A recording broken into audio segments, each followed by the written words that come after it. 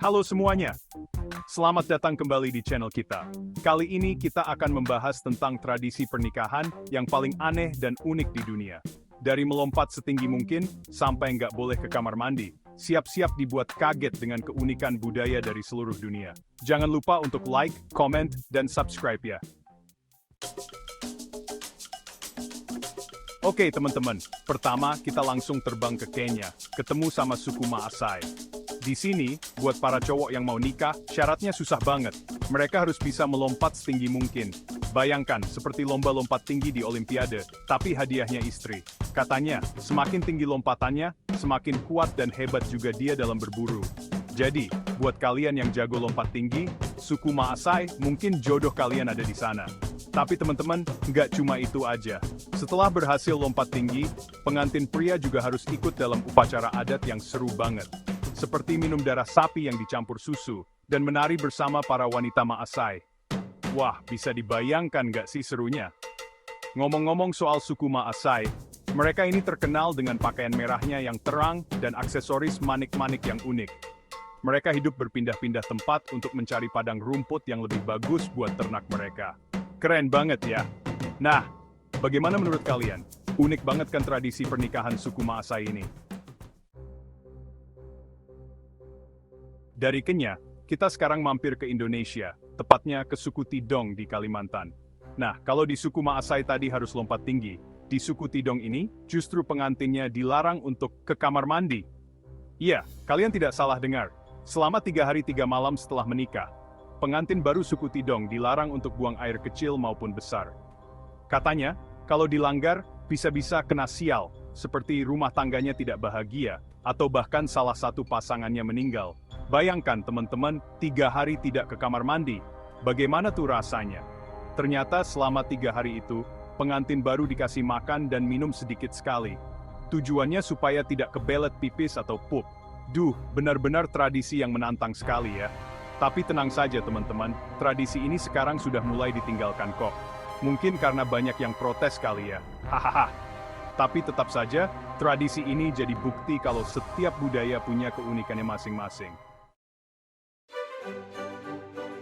Sekarang, kita lanjut ke Namibia, Afrika, untuk berkenalan dengan suku Himba. Di sini, kita akan membahas tentang gaun pernikahan yang unik sekali. Bayangkan teman-teman, gaun pernikahannya terbuat dari kulit kambing.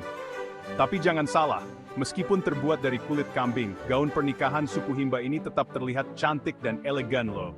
Kulit kambingnya diolah sampai lembut dan lentur, lalu dihiasi dengan manik-manik dan aksesoris tradisional lainnya. Tidak hanya gaunnya saja, para wanita suku Himba juga punya tradisi kecantikan yang unik, yaitu dengan melumuri tubuh mereka dengan otchize, yaitu campuran lemak hewan, tanah merah, dan rempah-rempah. Katanya, otchize ini membuat kulit mereka terlindungi dari sinar matahari dan serangga, sekaligus jadi simbol kecantikan bagi mereka. Wah, benar-benar unik ya, tradisi pernikahan di suku Himba ini. Teman-teman, siap-siap untuk mendengarkan tradisi pernikahan yang mengharukan, sekaligus agak menakutkan juga. Kali ini kita ke Cina, tepatnya ke suku Tujia.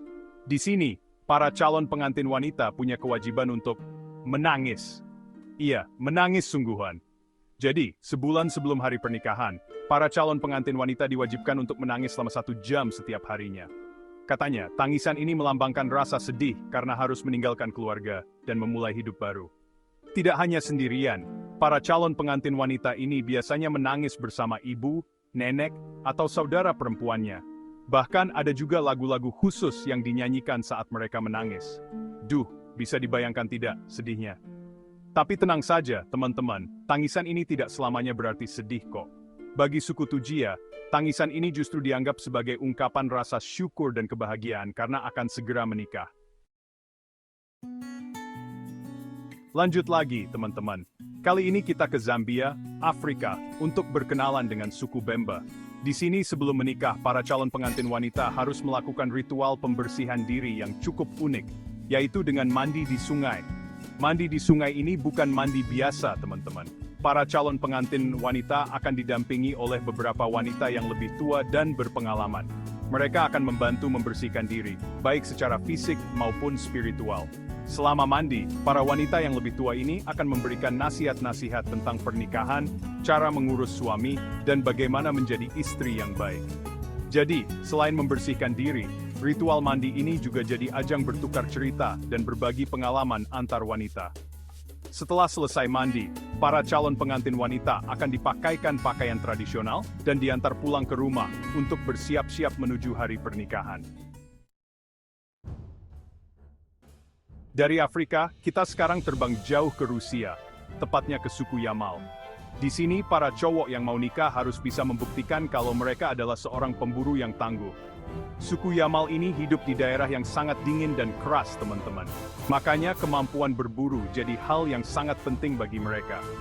Nah, untuk membuktikan kemampuannya, para calon pengantin pria harus berhasil berburu rusa. Rusa hasil buruan ini nantinya akan diberikan kepada keluarga calon pengantin wanita sebagai hadiah. Semakin besar dan bagus rusa yang didapat, semakin bangga pula keluarga calon pengantin pria. Tradisi berburu rusa ini juga jadi simbol tanggung jawab seorang pria untuk menafkahi keluarganya nanti. Keren banget ya. Oke, teman-teman, sekarang kita kembali lagi ke Afrika, tepatnya ke Afrika Selatan, untuk berkenalan dengan suku Ndebele. Suku ini terkenal dengan tradisi pernikahannya yang unik, terutama soal perhiasan. Bayangkan teman-teman, para pengantin wanita suku Ndebele harus mengenakan perhiasan yang sangat berat di hari pernikahan mereka. Perhiasan ini terbuat dari manik-manik warna-warni yang dirangkai dengan indah dan rumit. Tidak hanya kalung dan gelang, mereka juga memakai ikat pinggang, rok, dan topi yang dipenuhi manik-manik. Berat total perhiasan ini bisa mencapai puluhan kilogram. Meskipun berat, para pengantin wanita suku Ndebele tetap terlihat cantik dan anggun dengan perhiasan mereka. Perhiasan ini dianggap sebagai simbol status dan kekayaan keluarga. Semakin banyak dan berat perhiasan yang dikenakan, semakin tinggi pula status sosial mereka. Siap-siap terpukau dengan keindahan budaya Papua Nugini, teman-teman.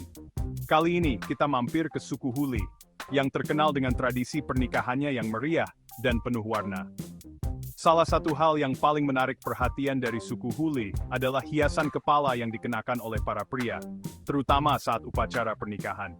Hiasan kepala ini terbuat dari bulu burung cendrawasih yang dirangkai dengan sangat indah dan megah. Tidak hanya bulu burung cendrawasih, hiasan kepala ini juga dihiasi dengan bulu burung kasuari, bunga-bunga hutan, dan aksesoris lainnya. Semakin tinggi dan megah hiasan kepalanya, semakin tampan dan gah pula seorang pria di mata suku Huli. Upacara pernikahan suku Huli biasanya berlangsung selama beberapa hari, teman-teman. Penuh dengan tarian tradisional, nyanyian, dan ritual adat yang seru banget. Lanjut lagi, teman-teman. Sekarang kita terbang ke Maroko untuk berkenalan dengan suku Berber. Di sini, kita akan membahas tentang tradisi henna yang sangat melekat dalam budaya pernikahan mereka. Henna adalah pewarna alami yang terbuat dari daun tanaman henna. Di suku Berber, henna dilukiskan di tangan dan kaki para calon pengantin wanita dengan motif yang sangat indah dan rumit. Lukisan henna ini bukan hanya sekedar hiasan, teman-teman. Henna dipercaya bisa membawa keberuntungan, kesuburan, dan perlindungan dari roh jahat. Makanya tidak heran kalau tradisi henna ini masih dilestarikan sampai sekarang. Proses melukis henna ini biasanya dilakukan oleh para wanita yang lebih tua dan berpengalaman. Mereka akan melukis henna dengan sangat teliti dan hati-hati, sambil bercerita dan memberikan nasihat kepada calon pengantin wanita. Terakhir, kita mampir ke Skandinavia untuk berkenalan dengan suku Sami. Di sini para calon pengantin pria harus memberikan hadiah pernikahan yang tidak biasa, yaitu rusa. Iya, rusa sungguhan. Sama seperti suku Yamal di Rusia, suku Sami juga hidup di daerah yang sangat dingin dan keras. Makanya, rusa jadi hewan yang sangat berharga bagi mereka. Rusa yang diberikan sebagai hadiah pernikahan ini bukan sembarang rusa, teman-teman. Rusa ini haruslah rusa jantan yang besar dan kuat, sebagai simbol kemampuan seorang pria dalam menafkahi keluarganya nanti. Hadiah rusa ini biasanya diberikan kepada keluarga calon pengantin wanita beberapa hari sebelum hari pernikahan. Kalau sudah begitu, tandanya pernikahan sudah disetujui oleh kedua belah pihak. Bagaimana teman-teman? Seru dan unik-unik sekali kan, tradisi pernikahan dari berbagai penjuru dunia. Dari melompat setinggi mungkin sampai tidak boleh ke kamar mandi, tradisi-tradisi ini membuktikan kalau cinta itu memang universal. Tapi cara merayakannya bisa berbeda-beda di setiap budaya. Semoga video ini bisa menghibur dan menambah wawasan kalian tentang keunikan budaya di dunia ya. Jangan lupa untuk like, comment, dan subscribe untuk video menarik lainnya. Sampai jumpa di video berikutnya.